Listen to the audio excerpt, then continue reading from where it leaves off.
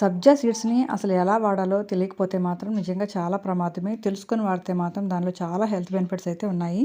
సబ్జా సీడ్స్‌ని ముందు రోజు రాత్రి నానబెట్టుకొని తీసుకుంటేనే అందులో ఉండే పోషకాలన్నీ కూడా మన శరీరానికి పూర్తిగా అందుతాయి.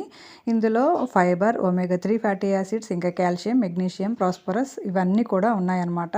సబ్జా సీడ్స్‌ని రాత్రి నీళ్ళలో నానబెట్టుకొని ఎంప్టీ స్టమక్‌తో తాగడం వల్ల వెయిట్ లాస్ అవుతారు. ఇందులో ఫైబర్ కూడా ఎక్కువగా ఉంటుంది కాబట్టి ఎవరైతే మలబద్ధకంతో బాధపడుతున్నారో వాళ్ళకు కూడా అలాంటి సమస్యల నుంచి దూరం అవ్వచ్చు. ఇంకా మన బ్లడ్‌లో ఉండే షుగర్ లెవెల్స్‌ని కూడా కంట్రోల్ చేస్తుంది. ఇంకా మన శరీరంలో వేడిని కూడా తగ్గిస్తుందన్నమాట.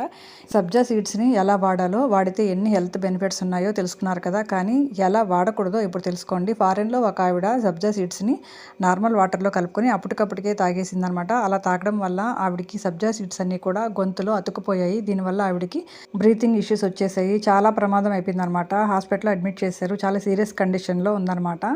కాబట్టి వీటిని ఎలా పడితే అలా వాడకూడదు. కనీసం 20 మినిట్స్ అయినా నీళ్ళలో నానబెట్టుకొని తాగాలి. చిన్నపిల్లలకి వీటిని దూరంగా ఉంచండి. తెలియకుండా అలా నోట్లో వేసుకుంటే చాలా ప్రమాదం అనమాట. సమ్మర్‌లో ఎక్కువగా వీటిని యూజ్ చేస్తూ ఉంటారు. కాబట్టి మీ ఫ్రెండ్స్‌కి, మీ ఫ్యామిలీ మెంబర్స్‌కి అందరికీ షేర్ చేయండి. యూజ్ అవుతుంది. ఎలా వాడాలో, ఎలా వాడకూడదో తెలుసుకుంటారు. అలాగే లైక్ చేసి మన ఛానల్‌ని సబ్స్క్రైబ్ చేసుకోండి. Thanks for watching.